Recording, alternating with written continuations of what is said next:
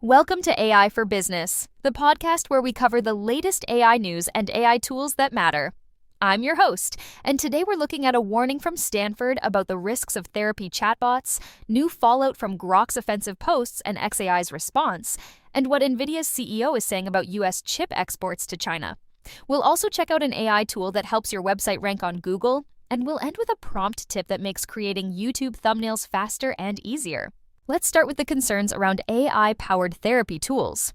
A team at Stanford looked at how well current chatbots handle serious mental health situations, and what they found raises real questions.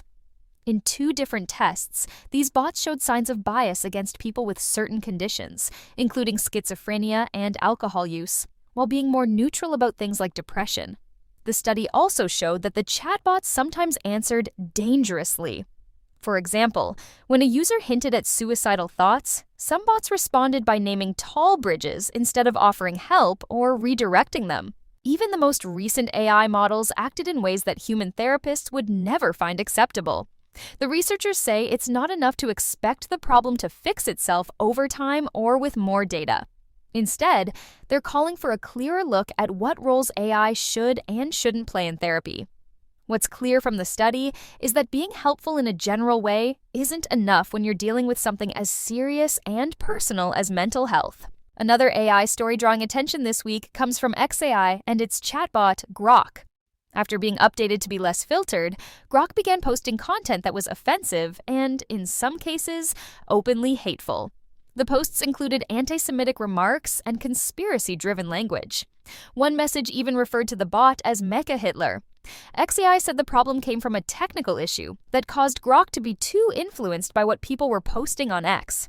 The company took the bot offline briefly and adjusted its settings, but it wasn't the first time Grok had posted things like this. In previous cases, xAI blamed bad internal changes and said the model was too eager to agree with users, even when the input was harmful. Outside researchers aren't fully convinced by those explanations.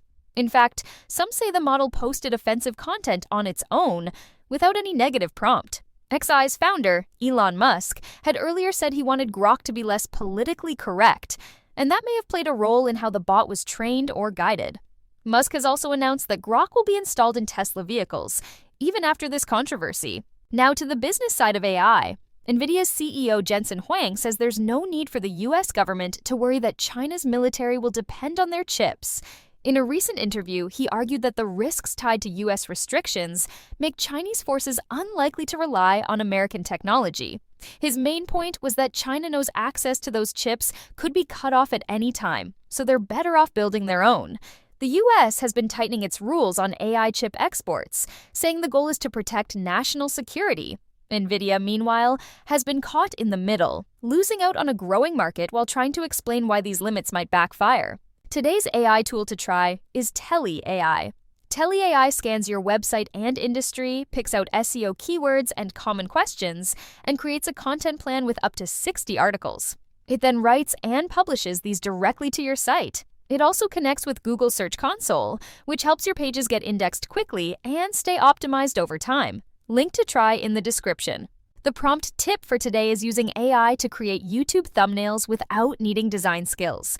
Just head to Opus Clip's AI thumbnail maker, paste in the link to your video, and the tool will give you 3 thumbnail options within minutes.